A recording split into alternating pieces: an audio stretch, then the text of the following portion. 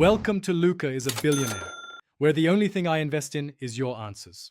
You begin by confirming requirements: a passkey-capable device, updated Roblox and active biometrics, or a secure PIN. Once confirmed, sign into Roblox and go straight to Settings Security. Make sure to choose the passkey option rather than two-step codes. Tap or click Create Passkey and follow your device prompts to register biometrics or PIN. This links your device to your Roblox account, and you'll see a confirmation when the new credential is stored. Once the initial passkey is created, you verify and optionally name it so you recognize which device it belongs to. You'll see a prompt to confirm via fingerprint, face recognition, or PIN. Complete that now. Make sure to add any other devices you regularly use. Go to Security Manage Passkeys and repeat creation to avoid lockout.